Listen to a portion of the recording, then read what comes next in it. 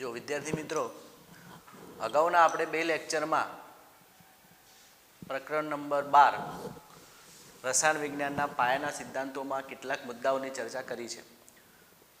એમાં કાર્બનિક સંયોજનો કેવી રીતે આપણે દર્શાવીએ છીએ, આલ્કેન, આલ્કીન, આલ્કાઇન આવા જે સંયોજનો છે અથવા તો અન્ય કાર્બનિક ઘટકો જે છે એમને દર્શાવવાની છેલ્લે પદ્ધતિની આપણે ચર્ચા કરેલી છે.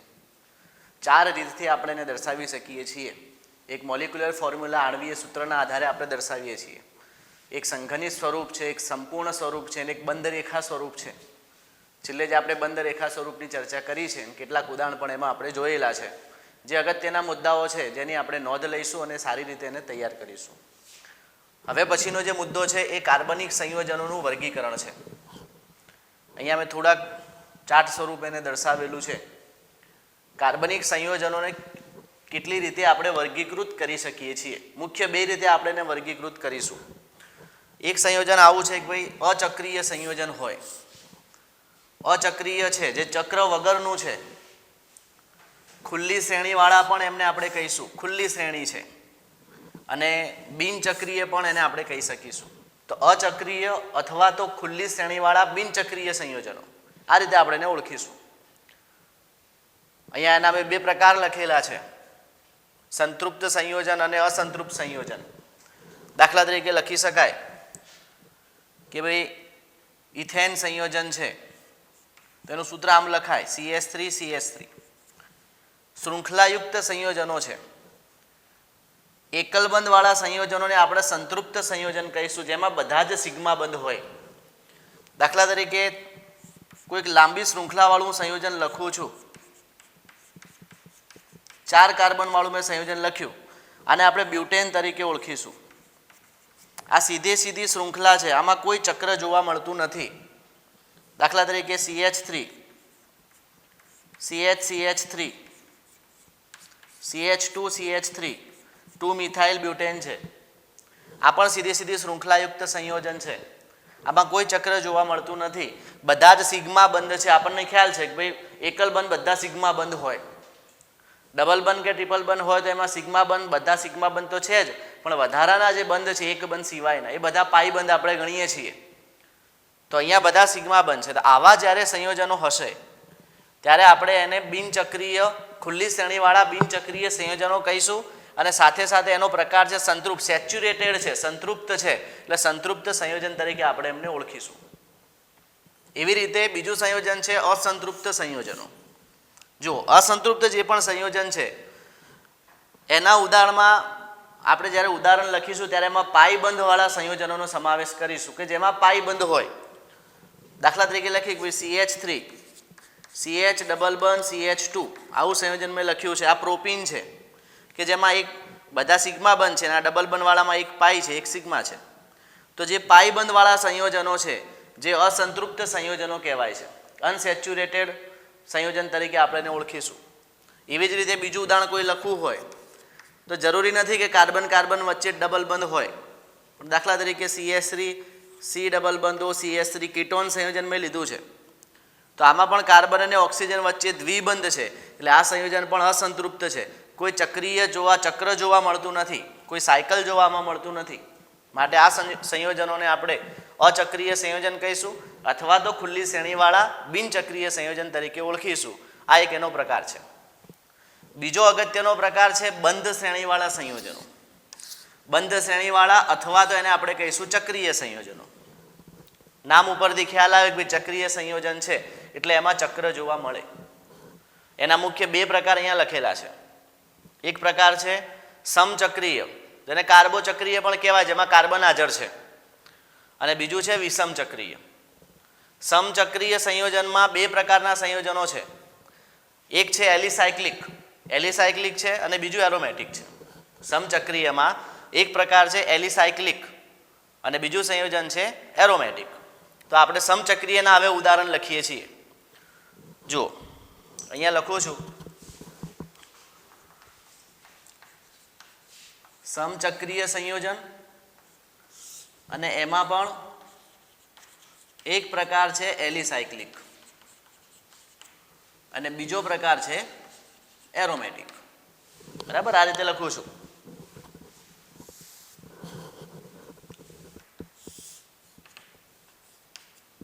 બીજો પ્રકાર છે એરોમેટિક સંયોજન. એલિસાયક્લિક જે સંયોજન છે અને સમચક્રીય છે, એટલે એક ચોક્કસ સિમેટ્રિકલ સંયોજન હશે. દાખલા તરીકે હું લખું કે ભાઈ CH2, અહીંયા લખું છું CH2, અહીંયા દર્શાવું છું CH2, આને હું લખું છું સાયક્લોપ્રોપેન. જે આ પ્રકારનું સંયોજન છે એને આપણે એલિસાયક્લિક સંયોજન તરીકે ઓળખીશું.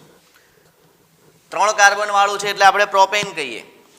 એવી રીતે હું 4 કાર્બન વાળું કોઈ સૂત્ર લખું છું, 4 કાર્બન વાળું આવી રીતે બંધારણ દર્શાવું છું, આને આપણે કહીશું સાયક્લોબ્યુટેન.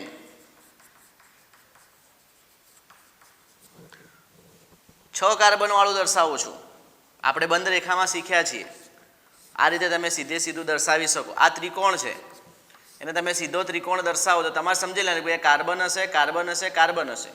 અગાઉના લેક્ચરમાં આપણે આવું જોઈ લીધું. તો અહીંયા પણ આ બધા જ કાર્બન હશે અને આને કહીશું સાયક્લોહેક્ઝેન. પણ કાર્બનની 4 સંયોજકતાઓ છે, 4 સંયોજકતા ધરાવે છે. આ બધા કાર્બન છે. કાર્બનની સાથે 2 સંયોજકતા આજુબાજુ પૂરી થઈ છે, 2 સંયોજકતા બાકી છે, 2 સંયોજકતા આપણે હાઇડ્રોજનથી પૂરી કરીએ છીએ. એવી રીતે દરેકની સાથે આવા 2 હાઇડ્રોજન જોડાયેલા હશે.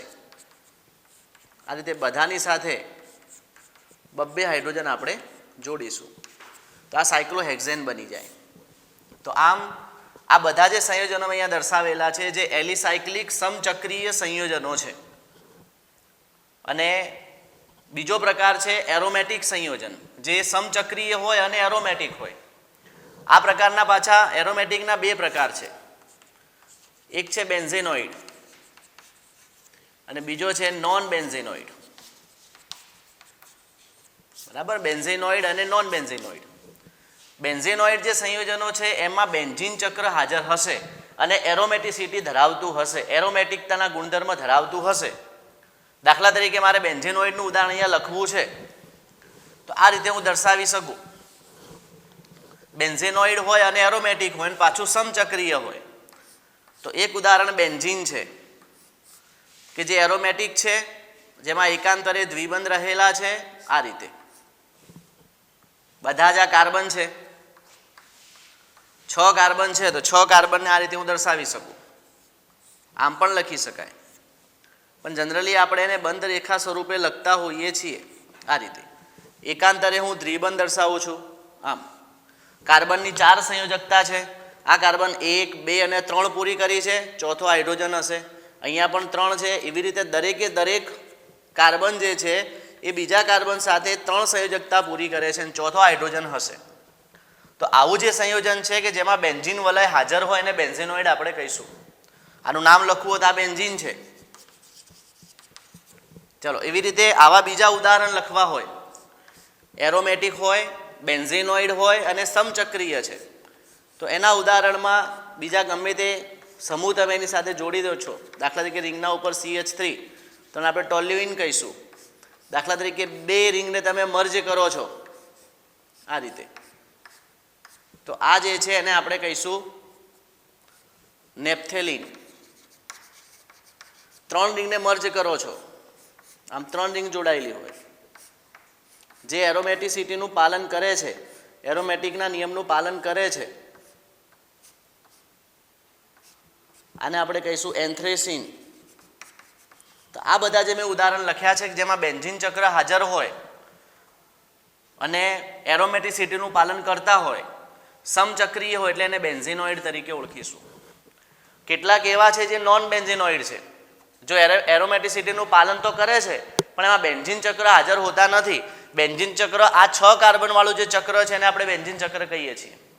પણ જે નોન બેન્ઝેનોઇડ સંયોજન હશે એમાં 6 કાર્બન નહીં હોય, 7 કાર્બન હશે અથવા 5 કાર્બન હશે.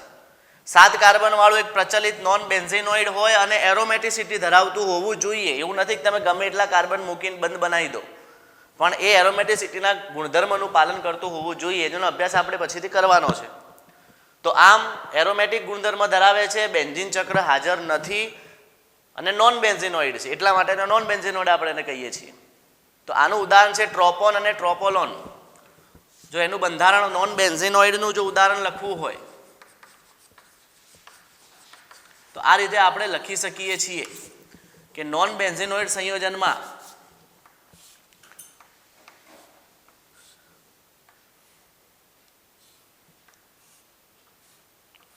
ડબલ બંધ ઓક્સિજન, આને આપણે ટ્રોપોન તરીકે ઓળખીએ છીએ. અને ટ્રોપોલોન એવું પણ છે, આ ટ્રોપોન છે. આવું જ બંધારણ હું દર્શાવું છું, પણ એની સાથે ડબલ બંધ ઓક્સિજન તો છે જ, પણ એક OH સમૂહ પણ જોડાયેલો છે. આ રીતે હું દર્શાવું છું. આવું જે સંયોજન છે એને આપણે ટ્રોપોલોન તરીકે ઓળખીશું. બરાબર, આ રીતે લખીશું. કાર્બનના 4 સંયોજકતા પૂરી કરી દઈશું.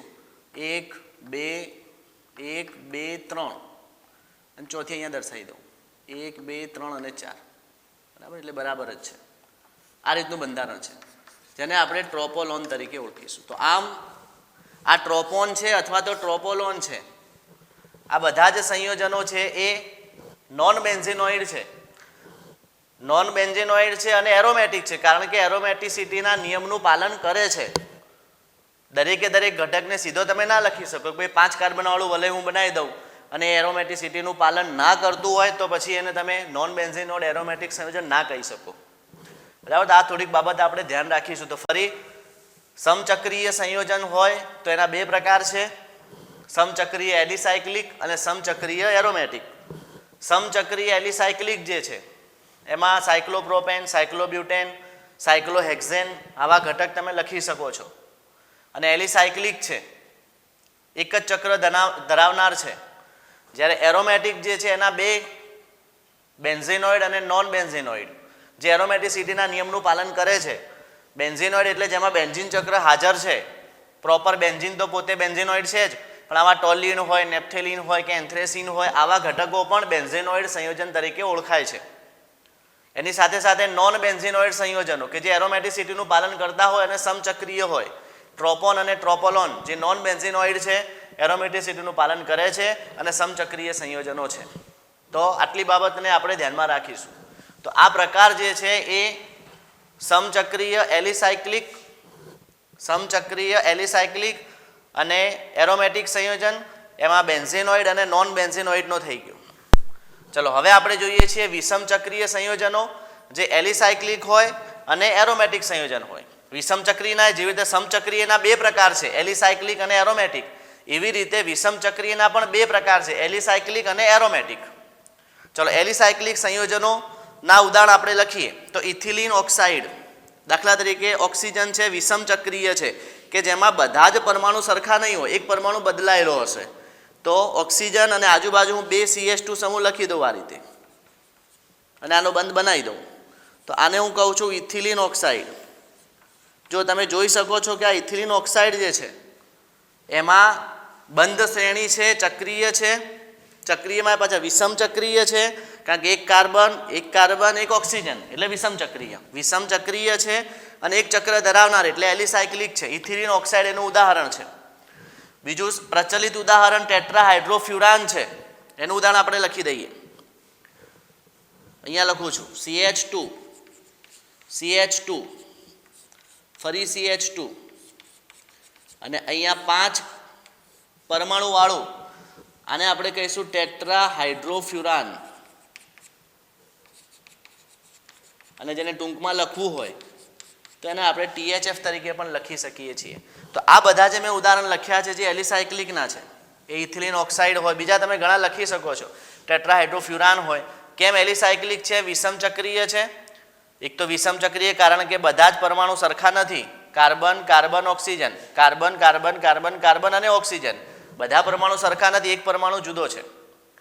અને વિષમ ચક્રીય એટલા માટે કીધા અને ચક્ર ધરાવે છે, વિષમ ચક્ર ધરાવે છે, માટે એને એલિસાયક્લિકમાં આપણે મૂકીશું, એક ચક્ર ધરાવનાર છે. બીજા સંયોજનો છે એરોમેટિક સંયોજનો જે વિષમ ચક્રીય છે. બરાબર, એના પણ ઉદાહરણ છે કે જે એરોમેટિસિટીના નિયમનું પાલન કરે છે પણ ચક્રીય નથી, એ વિષમ ચક્રીય છે. દાખલા તરીકે પિરિડીન એનું એક સારામાં સારું ઉદાહરણ છે. તો અહીંયા હું લખું પિરિડીનનું બંધારણીય સૂત્ર. એક નાઇટ્રોજન છે, 5 કાર્બન છે, આ રીતનું બંધારણ છે. અને આપણે પિરિડીન કહીશું, જે વિષમ ચક્રીય છે. એક nitrogen, carbon carbon carbon, 5 carbon, એક નાઇટ્રોજન, માટે વિષમ ચક્રીય છે અને એરોમેટિસિટીનું પાલન કરે છે, માટે એક એનું ઉદાહરણ છે. પછી ફ્યુરાન છે, ફ્યુરાન, અહીંયા ઓક્સિજન મૂકી દઈએ, 2 બંધ બનાવી દઈએ, એરોમેટિસિટીનું પાલન કરે છે, તેને આપણે ફ્યુરાન તરીકે ઓળખીએ છીએ. બરાબર, આ રીતે આપણે એને દર્શાવીશું. બરાબર. પછી થાયોફીન છે, ઓક્સિજનના બદલે સલ્ફર મૂકી દઈએ, આ પણ એનું ઉદાહરણ છે, થાયોફીન. તો અહીંયા મેં જેટલા પણ દર્શાવેલા છે આ બધા દાખલા તરીકે એરોમેટિક સંયોજન હોય એવા પિરિડીન, ફ્યુરાન અને થાયોફીન, આ બધા એના ઉદાહરણ છે. જે વિષમ ચક્રીય છે, બધા જ પરમાણુ સરખા નથી, એકમાં નાઇટ્રોજન છે, બીજા કાર્બન છે, એકમાં ઓક્સિજન છે, બીજા કાર્બન છે, એકમાં સલ્ફર છે, બીજા કાર્બન છે. તો પિરિડીન, ફ્યુરાન અને થાયોફીન એ એરોમેટિસિટીનું પાલન કરે છે અને બધા પરમાણુ જુદા જુદા હોવાથી, સરખા ન હોવાથી એને વિષમ ચક્રીય કહેવાય છે અને આ વિષમ ચક્રીય એરોમેટિક સંયોજનોમાં એનો સમાવેશ થાય છે. તો આ બધા જ એનું વર્ગીકરણ છે. તો ફરી એકવાર આપણે જોઈએ કે ભાઈ કાર્બનિક સંયોજનોના મુખ્ય વર્ગીકરણમાં અચક્રીય હોય અથવા ખુલ્લી શ્રેણીવાળા સંયોજનો હોય, જેને બિનચક્રીય સંયોજનો પણ કહેવાય, સંતૃપ્ત અને અસંતૃપ્ત સંયોજનો. સંતૃપ્ત સંયોજનોમાં આલ્કેન શ્રેણી, અસંતૃપ્ત સંયોજનોમાં આલ્કીન અને આલ્કાઇન શ્રેણી, ડબલ બંધ અને ટ્રિપલ બંધવાળા સંયોજનો આવશે. બંધ શ્રેણીવાળા અથવા ચક્રીય સંયોજનોમાં 2 પ્રકાર છે, સમચક્રીય અને વિષમ ચક્રીય. સમચક્રીય હોય અને એલિસાયક્લિક સંયોજનો હોય, જેના ઉદાહરણ આપણે લખેલા છે, સાયક્લોપ્રોપેન, સાયક્લોબ્યુટેન વગેરે. અને સમચક્રીય હોય અને એરોમેટિક સંયોજનો હોય, એમાં બેન્ઝેનોઇડ અને નોન બેન્ઝેનોઇડ. બેન્ઝેનોઇડમાં જેમાં બેન્ઝીન ચક્ર હાજર હોય, બરાબર, બેન્ઝીન પ્રોપર બેન્ઝેનોઇડ છે, બેન્ઝીન છે, ટોલ્યુઇન છે, એનિલિન છે, નેપ્થેલિન, એન્થ્રેસિન, આવા સંયોજનોનો સમાવેશ બેન્ઝેનોઇડમાં થશે. નોન બેન્ઝેનોઇડ કે જેમાં બેન્ઝીન ચક્ર નથી અને એરોમેટિકના નિયમનું પાલન કરે છે, ટ્રોપોન અને ટ્રોપોલેન એનું ઉદાહરણ છે. ચલો, એવી રીતે વિષમ ચક્રીય સંયોજનો, એમાંય પાછા 2 પ્રકાર, એલિસાયક્લિક અને એરોમેટિક સંયોજનો. એલિસાયક્લિક સંયોજનો જે વિષમ ચક્રીય છે એમાં ઇથિલિન ઓક્સાઇડ છે, બરાબર, પછી ટેટ્રાહાઇડ્રોફ્યુરાન છે, THF, જેને ટૂંકમાં આપણે એ રીતે લખીએ છીએ. તો આ બધા એના ઉદાહરણ છે.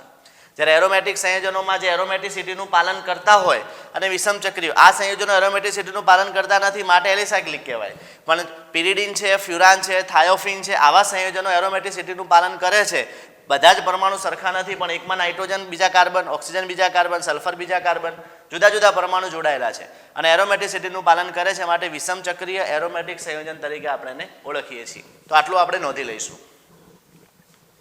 જુઓ ભાઈ, એના પછીનો મુદ્દો છે સમાનધર્મી શ્રેણી. સમાનધર્મી શ્રેણી કોને કહીશું? કાર્બનિક સંયોજનો સમાનધર્મી શ્રેણી ધરાવતા હોય છે. તો સમાનધર્મી શ્રેણીની વ્યાખ્યા આ રીતે આપી શકાય કે સમાન ક્રિયાશીલ સમૂહ ધરાવતા. ક્રિયાશીલ સમૂહ કોને કહેવાય પછી સમજીએ છીએ આપણે. ક્રિયાશીલ સમૂહ એવો સમૂહ છે કે જેના આધારે કોઈ પણ રાસાયણિક પ્રક્રિયા નક્કી થતી હોય. ઘણા બધા ઘટકો ભેગા હોય, પણ એવો કયો ઘટક છે કે જેના આધારે રાસાયણિક પ્રક્રિયા નક્કી થાય? એને ક્રિયાશીલ સમૂહ કહેવાય. જે ક્રિયાશીલ હોય, સક્રિય હોય, એના આધારે, એના થકી જ બધી પ્રક્રિયાઓ થતી હોય. તો સમાન ક્રિયાશીલ સમૂહ હોવા જોઈએ. પહેલી શરત સમાનધર્મી શ્રેણી માટે જ્યારે આપણે શ્રેણીને ગોઠવતા હોઈએ ત્યારે ક્રિયાશીલ સમૂહ સમાન હોવા જોઈએ. એટલે લખ્યું કે સમાન ક્રિયાશીલ સમૂહ ધરાવતા જે કાર્બનિક સંયોજનની શ્રેણીનો દરેક સભ્ય સમાન ક્રિયાશીલ સમૂહ ધરાવતા હોય એવા હું ઘટક લખું અને કોઈ પણ એક ઘટકને હું જોઈ લઉં, આને નક્કી કરી લઉં આ ઘટક છે, એ ઘટકથી ઉપર અને એ ઘટકથી નીચે, તો દરેક સભ્ય તેના પહેલાના એટલે ઉપરવાળા અને તેના પછીના એટલે એનાથી નીચેવાળો સભ્ય, તરતનો પહેલાનો, તરતનો પછીનો, એવું નહીં કે એક સ્ટેપ છોડી, તેના તરતના પહેલાના કે તરતના પછીના સભ્યથી કાર્બન અને હાઇડ્રોજન પરમાણુની ચોક્કસ સંખ્યામાં દરેકે દરેક કોઈ પણ ઘટકને તમે નક્કી કરી લેશો. તરત પહેલાનો તરત પછીનું સંયોજન જોશો ને પછી એનો કાર્બન હાઇડ્રોજનની સંખ્યાનો તમે તફાવત માપશો તો એ ચોક્કસ હશે. તો ચોક્કસ સંખ્યામાં જો તફાવત ધરાવતો હોય તો એવી શ્રેણીને આપણે સમાનધર્મી શ્રેણી તરીકે ઓળખીશું.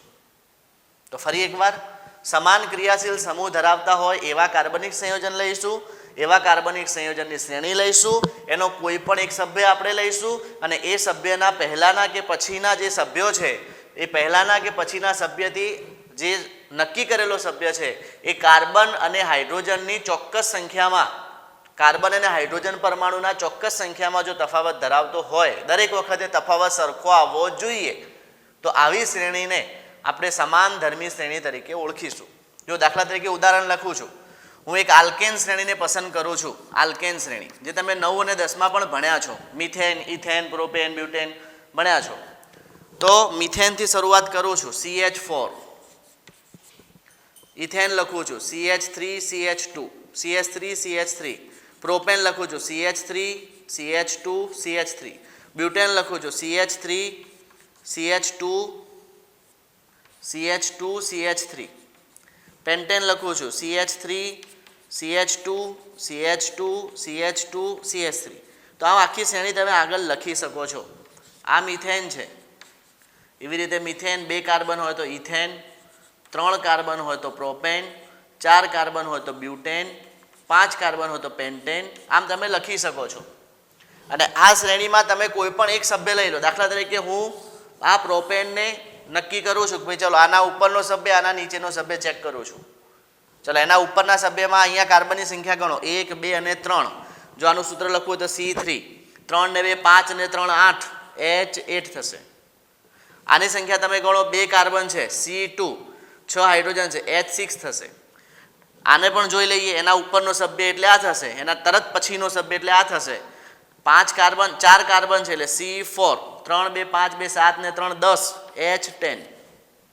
ચલો હવે વ્યાખ્યા પ્રમાણે એના ઉપરના સભ્ય અને એના બંનેના વચ્ચેનો આપણે કાર્બન અને હાઇડ્રોજનનો તફાવત જોવાનો. 3 કાર્બન 2 કાર્બન, 1 કાર્બન વધારે છે આમાં.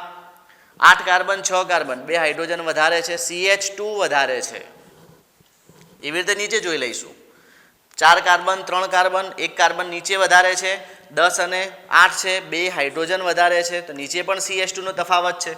તો ઉપરનો સભ્ય પણ CH2 નો તફાવત ધરાવે. 1 કાર્બન 2 હાઇડ્રોજન, એના પછીનો તરત સભ્ય પણ 1 કાર્બન 2 હાઇડ્રોજન, બંનેની સંખ્યા ચોક્કસ છે. આવી રીતે તમે આખી શ્રેણીમાં કોઈ પણ ઘટક લેશો, કોઈ પણ ઘટક, એના ઉપરનો ઘટક એના નીચેના ઘટકમાં તફાવત કાર્બન અને હાઇડ્રોજનમાં જોશો તો ચોક્કસ સંખ્યા CH2માં જ જોવા મળશે. 1 કાર્બન 2 હાઇડ્રોજનનો તફાવત તમને જોવા મળશે. તો એનો મતલબ કે આપણે જે methane, ethane, propane, butane, pentane જે પણ અહીંયા શ્રેણી દર્શાવેલી છે એ શ્રેણીને હવે આપણે શું કહી શકીશું? સમાન ધર્મી શ્રેણી તરીકે ઓળખી શકીશું. આ તો આપણે આલ્કેનની વાત કરી. એવી તમે આલ્કીન લખી શકો, આલ્કાઇન લખી શકો. આગળ તમે ભણશો કાર્બોક્સિલિક એસિડ આવશે, આલ્ડીહાઇડ આવશે, કીટોન, આલ્કોહોલ, ફિનોલ, ઇથર, આવા તમે ગમે એટલા કાર્બનિક સંયોજનો જે ક્રિયાશીલ સમૂહ ચોક્કસ હોય એવા કાર્બનિક સંયોજનોની આપણે શ્રેણી બનાવીશું. આલ્કોહોલ તો બધા આલ્કોહોલને પસંદ કરીશું. ફિનોલ શ્રેણી અથવા તો આલ્ડીહાઇડ છે તો બધા આલ્ડીહાઇડને આપણે પસંદ કરીશું. અને પછી એમની આપણે આ રીતે શ્રેણી જોઈશું તો દરેકમાં સમાન તફાવત જોવા મળશે. આલ્કેનમાં CH2 નો તફાવત જોવા મળે છે. 1 કાર્બનનો પરમાણુ ભાર 12 છે, હાઇડ્રોજનનો પરમાણુ ભાર 2 છે, એટલે 14 AMU નો તફાવત જોવા મળે છે. તો એનો મતલબ એમ પણ કહી શકાય કે જેમાં 1 કાર્બન 2 હાઇડ્રોજનનો તફાવત હોય અથવા તો 14 AMU નો તફાવત હોય તો આવી શ્રેણીને આપણે સમાન ધર્મી શ્રેણી તરીકે ઓળખીશું. તો આ સમાન ધર્મી શ્રેણીની વાત થઈ ગઈ.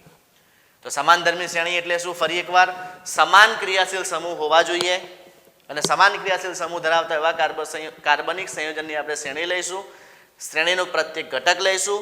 એ ઘટક, તેના ઉપરનો ઘટક, તેના પછીનો ઘટક, તેના પહેલાનો, તેના તરત પછીનો, તરત ઉપરનો, તરત નીચેનો, તેના તરત પહેલાનો અથવા તરત પછીના સભ્યથી કાર્બન અને હાઇડ્રોજનની સમાન સંખ્યામાં જો તફાવત ધરાવતો હોય તો આવી શ્રેણીને આપણે સમાન ધર્મી શ્રેણી તરીકે ઓળખીશું. હવે અહીંયા એક શબ્દ આવે છે ક્રિયાશીલ સમૂહ. ક્રિયાશીલ સમૂહ કોને કહેવાય? હવે આપણે એની થોડીક ચર્ચા જોઈ લઈએ. ક્રિયાશીલ સમૂહ જે છે એમાં જ્યારે આપણે IUPAC નામકરણ કરીશું, નોમેનક્લેચર જ્યારે આપણે કરીશું, IUPAC પ્રમાણે આપણે કોઈ પણ કાર્બનિક સંયોજનનું નામ લખીશું ત્યારે આપણે આ ફંક્શનલ ગ્રુપ કહેવાય અથવા ક્રિયાશીલ સમૂહ કહેવાય એને આપણે ધ્યાનમાં લેવો પડશે. તો IUPAC નામ માટે પણ જરૂરી છે અને બધી રીતે આપણે કાર્બનિક સંયોજન જ્યારે ભણતા હોય ત્યારે એને દરેકે દરેક ક્રિયાશીલ સમૂહનો ખ્યાલ આપણને હોવો જોઈએ. તો ક્રિયાશીલ સમૂહ કોને કહેવાય? જેને અંગ્રેજીમાં આપણે ફંક્શનલ ગ્રુપ તરીકે ઓળખીશું. ફંક્શનલ ગ્રુપ તરીકે ઓળખીશું. તો ક્રિયાશીલ સમૂહ એટલે કાર્બનિક સંયોજન આપણે જ્યારે કોઈ પણ લેતા હોઈએ એની જે લાક્ષણિક પ્રક્રિયાઓ છે, કોઈ પણ તમે ધારો કે કાર્બનિક સંયોજન લો છો, એનું ઓક્સિડેશન કરો, રિડક્શન કરો, બરાબર, જળ વિભાજન કરો અથવા અન્ય કોઈ પ્રક્રિયા, રાસાયણિક પ્રક્રિયા કરો છો જેને આપણે લાક્ષણિક પ્રક્રિયા તરીકે ઓળખીએ. આવી જે લાક્ષણિક પ્રક્રિયાઓ જ્યારે કરવામાં આવે અને એ પ્રક્રિયાઓ જે પરમાણુ કે પરમાણુ સમૂહને આધારે નક્કી થતી હોય, ઘણા બધા પરમાણુ હોય, એક કરતાં વધારે જુદા જુદા પરમાણુ હોય, એક કરતાં વધારે જુદા જુદા સમૂહ હોય, પણ કયા સમૂહને આધારે એ રાસાયણિક પ્રક્રિયા નક્કી થાય છે, કયા સમૂહને આધારે આપણે એની પ્રક્રિયા જોઈએ છીએ અથવા એ પ્રક્રિયા આપે છે, તો એ જે પરમાણુ હોય અથવા એ જે સમૂહ છે એ સમૂહને આપણે ક્રિયાશીલ સમૂહ તરીકે ઓળખીશું. દાખલા તરીકે હું એમ કહું છું કે ભાઈ CH3 CO CH2 CHO આવું કોઈ સંયોજન છે કે જેમાં CO સમૂહ પણ હાજર છે, CHO સમૂહ પણ હાજર છે અને CH3 એટલે આલ્કેન સમૂહ પણ હાજર છે, આલ્કાઇલ સમૂહ પણ હાજર છે. આલ્કાઇલ સમૂહ તો સૌથી નિર્બળ છે એટલે એની કોઈ પ્રક્રિયા હાલ આપણે વિચારતા નથી જ્યારે બીજા સાથે જોડાયેલો હોય ત્યારે, પણ એના સિવાયના આ સમૂહ એ કીટોન કહેવાય. CHO ક્રિયાશીલ સમૂહ છે એ આલ્ડીહાઇડ કહેવાય. આવા જ્યારે સમૂહ જોડાયેલા હશે ત્યારે આખી રાસાયણિક પ્રક્રિયા તમે કરશો કે દાખલા તરીકે આ સંયોજન આખું છે એનું હું દાખલા તરીકે ઓક્સિડેશન કરું છું, તો આ ઓક્સિડેશન જે છે એ કોને અનુલક્ષીને થાય છે? એ કીટોનને આધારે થાય છે કે આલ્ડીહાઇડને આધારે થાય છે? જો કીટોનને આધારે થતું હોય તો એમ કહેવાય કે આ સંયોજન જે છે એ કીટોનિક સંયોજન છે. અને જો આલ્ડીહાઇડને ધ્યાનમાં લઈને આખી પ્રક્રિયા થતી હોય, કીટોન ઇગ્નોર થતો હોય, આલ્ડીહાઇડને ધ્યાનમાં લઈને પ્રક્રિયા થતી હોય, તો આ સમૂહ આલ્ડીહાઇડને આધારે પ્રક્રિયા કરે છે, માટે આ સંયોજન આલ્ડીહાઇડ સંયોજન કહેવાય. તો આવી રીતે જ્યારે જુદા જુદા પરમાણુઓ જોડાયેલા હશે, બે કે બે કરતાં વધારે પરમાણુઓ જોડાયેલા હશે, બે કે બે કરતાં વધારે ક્રિયાશીલ સમૂહ જોડાયેલા હશે, તો જે પણ રાસાયણિક પ્રક્રિયા થાય છે એ જે પરમાણુને અનુલક્ષીને થતી હોય, પરમાણુ હોય તો પરમાણુને અનુલક્ષીને, અહીંયા સમૂહ છે તો આવા સમૂહને અનુલક્ષીને થાય, તો એ પરમાણુ કે સમૂહને આપણે ક્રિયાશીલ સમૂહ તરીકે ઓળખીશું. ક્રિયાશીલ સમૂહ ઘણા બધાનો આપણે અભ્યાસ કરવાનો જ છે, પણ હાલ પૂરતા હું થોડાક નામ તમને આપું છું. એક તો 3 ક્રિયાશીલ સમૂહ આપણે વારે ઘડીએ ઉપયોગ કરીએ જ છીએ. એક છે આલ્કેન, આ પણ એક પ્રકારનો ક્રિયાશીલ સમૂહ છે જેમાં સિંગલ બંધ હોય. એક પ્રકાર છે આલ્કીન જેમાં ડબલ બંધ છે. એક પ્રકાર છે આલ્કાઇન જેમાં ટ્રિપલ બંધ છે. સિંગલ બંધવાળા કાર્બન કાર્બન વચ્ચે સિંગલ બંધ હોય, કાર્બન કાર્બન વચ્ચે ડબલ બંધ હોય અને કાર્બન કાર્બન વચ્ચે ટ્રિપલ બંધ હોય. આલ્કેન, આલ્કીન અને આલ્કાઇન એક પ્રકારના ક્રિયાશીલ સમૂહ છે. એવી રીતે બીજા ઘણા બધા ક્રિયાશીલ સમૂહ છે. દાખલા તરીકે હું લખું આલ્ડીહાઇડ એક પ્રકારનો ક્રિયાશીલ સમૂહ છે. આ દરેકના નામકરણ પણ આપણે ભણવાના છે, જેને આપણે CHO તરીકે લખીએ છીએ. એક છે કીટોન જેને આપણે C ડબલ બંધ O સ્વરૂપે લખીએ છીએ અથવા CO સ્વરૂપે લખીએ છીએ. આને આ રીતે પણ લખી શકાય, C ડબલ બંધો H આમ પણ લખી શકાય. આને C ડબલ બંધો આ રીતે પણ લખી શકાય. એવી જ રીતે કાર્બોક્સિલિક એસિડ છે, એ પણ એક પ્રકારનો ક્રિયાશીલ સમૂહ છે, એસિડિક ગ્રુપ છે, તો એને પણ આપણે COOH સ્વરૂપે લખી શકીએ અથવા તો C ડબલ બંધો કાર્બોનિલ સમૂહ ધરાવે છે, આ રીતે પણ લખી શકાય. અથવા તો ફિનોલ સમૂહ છે, આલ્કોહોલ સમૂહ છે જેને આપણે OH લખીએ છીએ. પછી ઇથર છે જેને આપણે O સ્વરૂપે લખીએ છીએ. ફિનોલ છે જેને આપણે AROH સ્વરૂપે લખીએ છીએ. તો આવા તો બીજા ઘણા બધા છે. તો આમ alkane, alkene, alkyne, aldehyde, ketone, carboxylic acid, alcohol, phenol, ether, આવા બધા જે સમૂહો છે કે જેને અનુલક્ષીને રાસાયણિક પ્રક્રિયા થતી હોય, તો આવા સમૂહને આપણે ક્રિયાશીલ સમૂહ તરીકે ઓળખીએ છીએ. હવે એમાંના આ બધામાંથી આપણે સમૂહ ભણવાના છે. દાખલા તરીકે હું આલ્કેનથી શરૂ કરું છું કે ભાઈ આલ્કેન એક ક્રિયાશીલ સમૂહ છે. તો આલ્કેન જે છે એની શ્રેણી કઈ છે? દરેકના નામકરણ માટે ચોક્કસ પ્રત્યય અને પૂર્વક મૂકવામાં આવે. પૂર્વક એટલે નામની આગળ મૂકવામાં આવે, પ્રત્યય એટલે નામની પાછળ મૂકવામાં આવે. તો દરેક માટે આપણે પૂર્વક અને પ્રત્યય કેવી રીતે મૂકવાના છે એ એના નામકરણમાં આપણે જોવાનું છે. તો હાલ આપણે આલ્કેન શ્રેણીની વાત કરીએ છીએ. આલ્કેન શ્રેણી, આલ્કેન મેં તમને અહીંયા લખ્યું કે કાર્બન કાર્બન વચ્ચે સિંગલ બંધ હોય, અને જ્યારે કાર્બન કાર્બન વચ્ચે આવા સિંગલ બંધ હોય, એકલ બંધ હોય, ત્યારે આવા સંયોજનને આપણે સંતૃપ્ત સંયોજનો કહીએ છીએ. તો આલ્કેન સંયોજનો છે એ સંતૃપ્ત છે, કારણ કે બધા સિંગલ બંધ છે. જો ડબલ બંધ હોત તો એ અસંતૃપ્ત કહેવાય, પણ સિંગલ બંધ છે માટે સંતૃપ્ત સંયોજનો છે, જેમનું સામાન્ય સૂત્ર પણ તમે લખી શકો છો CnH2n+2, જ્યાં n બરાબર કાર્બનની સંખ્યા દર્શાવે છે. તમે એક કાર્બન લેશો તો n બરાબર 1 મૂકો, આખું તમને સૂત્ર મળી જશે. તો આમ કેટલા કાર્બન લો છો એના આધારે તમે એના સૂત્ર બનાવી શકો છો. દાખલા તરીકે હું કાર્બનની સંખ્યા 1 લખું છું. અહીંયા મેં લખ્યું કાર્બનની સંખ્યા, આલ્કેન મૂળમાં એનું નામ શું લખવામાં આવે, કયું સંયોજન બને, એ સંયોજનનું નામ શું છે. બરાબર, આટલા કોષ્ટક મેં અહીંયા દર્શાવેલા છે. ચલો દાખલા તરીકે હું કાર્બનની સંખ્યા 1 લઉં છું, એક કાર્બનવાળો આલ્કેન લઉં છું. એક કાર્બનવાળો આલ્કેન હોય તો એનો આલ્કેન મૂળ મિથ લખાય. આમ મિથ, ઇથ, પ્રોપ, બ્યુટ, પેન્ટ આ રીતે આપણે લખીશું. તો મિથ લખીશું અને અહીંયા જે સંયોજન મળશે આલ્કેનમાં એક કાર્બનવાળું મળશે, કાર્બનની 4 સંયોજકતા છે એટલે CH4 લખીશું. અને હવે આનું નામ જો લખવું, આ તો આલ્કેન મૂળનું નામ લખ્યું, પણ એનું ખરેખર નામ શું થાય તો મિથની પાછળ આપણે n પ્રત્યય જોડી દઈશું. n પ્રત્યય કહેવાય જે પાછળ જોડવામાં આવે. તો નામની પાછળ આપણે n પ્રત્યય જોડશું, મિથ પ્લસ n એટલે મિથેન લખાય. તો આ સંયોજનનું નામ આપણે લખીશું મિથેન, આમ લખીશું. બરાબર, તો આ રીતે આપણે એનું નામ લખી શકીએ. ચલો એવી જ રીતે વારાફરતી કાર્બનની સંખ્યા આપણે વધારતા રહીએ. જો અહીંયા તમે 1 મૂકો તો એનું સામાન્ય સૂત્રમાં 1 મૂકશો તો આ બંધારણ મળી જશે. જો 1 મૂકો તો C1 એટલે C લખીશું, અને 1 મૂકશો તો 2 ને 2 4 એટલે CH4 થશે. 2 મૂકશો તો C2H6 થશે. બરાબર, એમ 3 મૂકશો તો આખું સૂત્ર તમને સાથે સાથે મળતું રહેશે. જો કાર્બનની સંખ્યા 2 લેવામાં આવે છે તો મિથ પછી અહીંયા લખું છું ઇથ, અને અહીંયા n બરાબર 2 મૂકી દો તો C2 અને H6 એને હું આ રીતે લખું છું. ઇથેનમાં 2 કાર્બન છે તો 2 કાર્બનનો બંધ આ રીતે હું દર્શાવું છું CH3CH3. અને તમે જાણો છો કે આ CH3CH3 એટલે આ બંધ જે છે એ હાઇડ્રોજન અને કાર્બન વચ્ચે નથી, પણ કાર્બન કાર્બન વચ્ચે છે. આપણે ગઈકાલે એના પહેલાંનું જે લેક્ચર છે એમાં જોઈ લીધું છે, કાર્બન કાર્બન વચ્ચે બંધ છે. ખરેખર આને આમ લખવું પડે CH3 કાર્બન, અહીંયા લખું CH3, અથવા તો એને સંપૂર્ણ બંધારણની સૂત્રમાં આ રીતે પણ લખવામાં આવે, 3 હાઇડ્રોજન અને આવી રીતે આપણે 6 બીજા હાઇડ્રોજન જોડીશું તો આમે લખવામાં આવે. તો આ ઇથેન છે, આમ લખશો તોય ઇથેન, આમ લખશો તોય ઇથેન, અને C2H6 લખશો બધાને ભેગું કરીને તો પણ ઇથેન જ થશે. તો આ બધા આણ્વીય સૂત્ર છે, આ સંપૂર્ણ સૂત્ર છે, આ સંગઠિત બંધારણ છે. તો આ રીતે આપણે એના બંધારણ દર્શાવી શકીએ. તો CH3CH3 એટલે ઇથેન થશે, ઇથ પ્લસ n એટલે એનું નામ થશે ઇથેન, આમ લખવામાં આવે. ચલો એવી રીતે જો કાર્બનની સંખ્યા 3 હોય તો પ્રોપ લખીશું આલ્કેન મૂળમાં, 1 કાર્બન વધારી દઈશું, અને સમાન ધર્મી શ્રેણીમાં જોયું કે આલ્કેન શ્રેણીમાં CH2 નો તફાવત છે તો વચ્ચે આપણે CH2 મૂકી દઈશું. CH3 અહીંયા લખીશું, CH2 અહીંયા લખીશું, CH3. કાર્બનની 4 સંયોજકતા હોવી જોઈએ. 3 હાઇડ્રોજન છે, 1 બંધ છે, 4 થઈ ગઈ. 1 બંધ અહીંયા, 1 બંધ અહીંયા, 2 આ કાર્બનના 2 બંધ અને 2 હાઇડ્રોજન એટલે 4 થઈ ગઈ. આ કાર્બન 1 બંધ ધરાવે છે, અહીંયા 3 હાઇડ્રોજન છે એટલે 3 ને 1 4 થઈ ગઈ. તો આમ તમે લખી શકો, અને આનું નામ લખવું હોય તો નામ થશે પ્રોપેન. ચલો એવી રીતે જો 4 કાર્બન હોય, 4 કાર્બન તો એને બ્યુટ લખાય, અને બ્યુટ માટે 4 કાર્બન વાળું સૂત્ર લખીશું.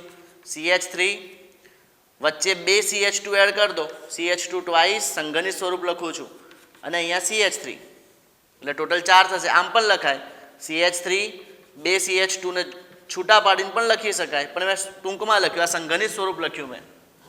તો હવે આનું નામ લખવું હોય તો 4 કાર્બન વાળાને આપણે શું કહીશું, બ્યુટમાં n પ્રત્યય મૂકી દઈશું એટલે બ્યુટેન થશે. ચલો એવી રીતે 5 કાર્બન વાળું દર્શાવી દઈએ. 5 કાર્બન વાળામાં પેન્ટ પ્રત્યય મૂકીશું, પૂર્વક મૂકીશું એટલે એનો જે આલ્કેન મૂળ છે. અહીંયા લખીશું CH3, પછી લખીશું CH2, જેવી રીતે 2 ટાઈમ્સ છે તો 3 ટાઈમ્સ, અને ફરી CH3. 3 4 અને 1 5 કાર્બન વાળો કહેવાય તો એને પેન્ટેન કહીશું. બરાબર, આ રીતે લખીશું. ચલો એવી રીતે 6 કાર્બન છે તો હેક્ઝ લખીશું, અને 6 કાર્બન માટે અહીંયા લખીશું CH3, પછી લખીશું CH2 4 ટાઈમ્સ, અહીંયા લખીશું CH3. 4 5 અને 6 કાર્બન વાળો છે એટલે એને આપણે હેક્ઝેન લખીશું. ચલો એવી રીતે 7 કાર્બન વાળો દર્શાવીએ. 7 કાર્બનવાળો છે એટલે હેપ્ટ લખાય, અને 7 કાર્બન છે તો CH3 CH2 5 ટાઈમ્સ CH3 તમે છૂટા પાડીને લખી CH3 CH2 CH2 CH2 CH2 CH2 પછી CH3 એમ લખશો તોય ચાલશે, અને 7 કાર્બન છે એટલે એને આપણે હેપ્ટેન કહીશું. ચલો એવી રીતે 8 કાર્બન વાળો લઈએ તો એને આપણે ઓક્ટ લખીશું, અને અહીંયા લખવું હોય તો CH3 CH2 6 ટાઈમ્સ CH3 આને આપણે કહીશું ઓક્ટેન, આમ પણ લખાય. 9 કાર્બન વાળો લઈએ તો નોન લખીશું, તો CH3 CH2 7 ટાઈમ્સ CH3 7 8 અને 1 9 આને આપણે નોનેન લખીશું. એવી રીતે આપણે 10 કાર્બન વાળો લઈએ, અહીંયા લખું છું 10 કાર્બન વાળો લઈએ તો એને આપણે ડેક લખીશું, અને 10 કાર્બન વાળામાં ડેક લખીએ તો CH3 પછી લખીએ CH2 8 ટાઈમ્સ CH3 અને એને લખીશું ડેકેન, એ રીતે દર્શાવીશું. તો અહીંયા લખું છું ડેકેન. તો આમ આ રીતે મિથેન 1 કાર્બન હોય તો મિથેન, 2 કાર્બન હોય તો ethane, methane, ethane, propane, butane, pentane, hexane, heptane, octane, nonane, decane, undecane અને ડેકાડેકેન આવું પણ આવે. જો 11 કાર્બન હોય તો અનડેકેન કહેવાય, જો 12 કાર્બન હોય તો ડેકાડેકેન કહીશું. તો આ રીતે આપણે એને દર્શાવી શકીએ. ડોડેકેન કહીશું, સોરી, તો અનડેકેન અને ડોડેકેન કહીશું. તો આમ 12 સુધી આપણે તો જે છે ઉપયોગ કરીશું, 10 કાર્બન સુધી કરીશું. તો આખી જે શ્રેણી અહીંયા દર્શાવેલી છે એ આલ્કેન શ્રેણી છે, અને આ આલ્કેન જે છે એક પ્રકારનો ક્રિયાશીલ સમૂહ છે, અને ક્રિયાશીલ સમૂહ કોને કહીશું તો એની પણ વાત થઈ કે જે કાર્બનિક સંયોજનની લાક્ષણિક પ્રક્રિયાઓ જે પરમાણુ કે પરમાણુ સમૂહના આધારે થતી હોય એ પરમાણુ કે પરમાણુ સમૂહને એ સંયોજન જે આપેલું છે એનો ક્રિયાશીલ સમૂહ કહેવાય. જુદા જુદા ક્રિયાશીલ સમૂહ alkane, alkene, alkyne, alcohol, phenol, ether, aldehyde, ketone અને કાર્બોક્સિલિક એસિડ છે. જુદા જુદા ક્રિયાશીલ સમૂહ છે, એમાંનો એક ક્રિયાશીલ સમૂહ આપણે અહીંયા આલ્કેન દર્શાવેલો છે, જેના સામાન્ય સૂત્ર અને એની શ્રેણીનું નામ 1 કાર્બનવાળો આલ્કેન એટલે મિથેન કહેવાય, 2 કાર્બનવાળો ઇથેન કહેવાય, 3 propane, butane, pentane, hexane, heptane, octane, nonane અને ડેકેન, અનડેકેન અને ડોડેકેન. તો આ રીતે આપણે 11 કે 12 બીજા ઘણા બધા છે, પણ હાલ આપણે એની જરૂર નથી, એનો ઉપયોગ પણ થતો નથી, માટે આટલું આપણે યાદ રાખીશું, વ્યવસ્થિત એને તૈયાર કરીશું, આટલું નોંધી લઈશું. ચલો એના પછીનો મુદ્દો છે આલ્કેન સંયોજનોમાં કાર્બન અને હાઇડ્રોજનના પ્રકાર. કોઈ પણ આલ્કેન સંયોજન આપેલું હોય એમાં કાર્બન જુદા જુદા પ્રકારના હોય, હાઇડ્રોજન પણ જુદા જુદા પ્રકારના હોય. તો આલ્કેન સંયોજનોમાં જો આપણે કાર્બનનો પ્રકાર નક્કી કરવો હોય તો આલ્કેન સંયોજનોમાં કાર્બન, કોઈ એક કાર્બન પરમાણુને તમે ધ્યાનમાં લો છો તો એ કાર્બન પરમાણુ આલ્કેન સંયોજનોમાં કોઈ એક કાર્બન પરમાણુ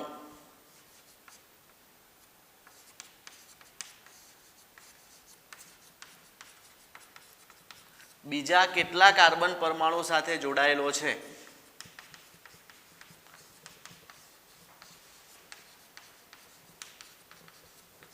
બીજા કેટલા કાર્બન પરમાણુ સાથે જોડાયેલો છે તેના આધારે તેને આપણે 4 પ્રકારમાં વર્ગીકૃત કરીશું. તેના આધારે તેને 1 ડિગ્રી, અહીંયા ડિગ્રી બોલાય, 2 ડિગ્રી, 3 ડિગ્રી કે 4 ડિગ્રી માં વર્ગીકૃત કરી શકાય. જો એનું એક ઉદાહરણ લઈએ. 1 ડિગ્રી કોને કહેવાય એની વ્યાખ્યા લખીએ. જો કાર્બન પરમાણુ બીજા એક કાર્બન પરમાણુ સાથે સહસંયોજક બંધથી જોડાયેલો હોય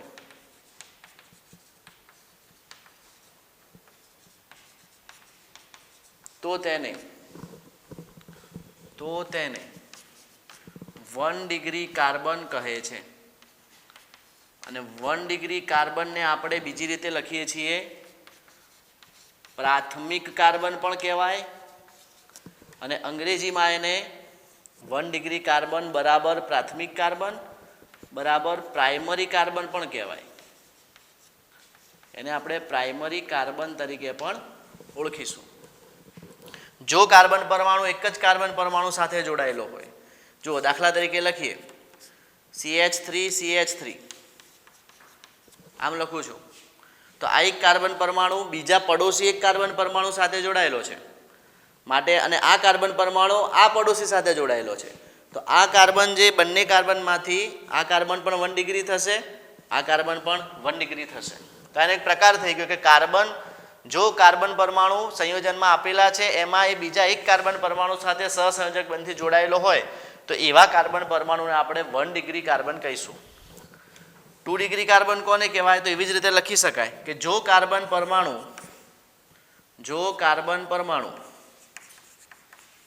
બીજા બે કાર્બન પરમાણુ સાથે જોડાયેલો હોય, જો કાર્બન પરમાણુ બીજા બે કાર્બન પરમાણુ સાથે સહસંયોજક બંધથી જોડાયેલો હોય તો એવા કાર્બનને આપણે 2 ડિગ્રી કાર્બન, અથવા તો એને આપણે ગુજરાતીમાં કહીશું દ્વિતીયક કાર્બન, અથવા તો એને અંગ્રેજીમાં આપણે કહીશું સેકન્ડરી કાર્બન. સેકન્ડરી કાર્બન તરીકે ઓળખીશું. તો એને 2 ડિગ્રી કહેવાય, દ્વિતીયક કહેવાય, અને સેકન્ડરી ગુજરાતીમાં આમ લખી શકાય, સેકન્ડરી કાર્બન પણ કહેવાય. એવી જ રીતે ચલો આનું ઉદાહરણ જોઈ લઈએ. દાખલા તરીકે CH3 CH2 CH2 CH3. ચલો હવે નોંધી લઈએ. ચલો આ કાર્બન બાજુના એક કાર્બન સાથે એટલે આ 1 ડિગ્રી થઈ ગયો, આ કાર્બન આજુબાજુ બે કાર્બન સાથે એટલે આ 2 ડિગ્રી થઈ ગયો, આ કાર્બન આજુબાજુ બે સાથે એટલે આ 2 ડિગ્રી થઈ ગયો, આ કાર્બન બીજા એક કાર્બન સાથે એટલે 1 ડિગ્રી થઈ ગયો. તો આમ આવા કાર્બનને આપણે 2 ડિગ્રી કે જે આજુબાજુ બીજા બે કાર્બન સાથે જોડાયેલો હશે. ચલો એવી જ રીતે જો કાર્બન પરમાણુ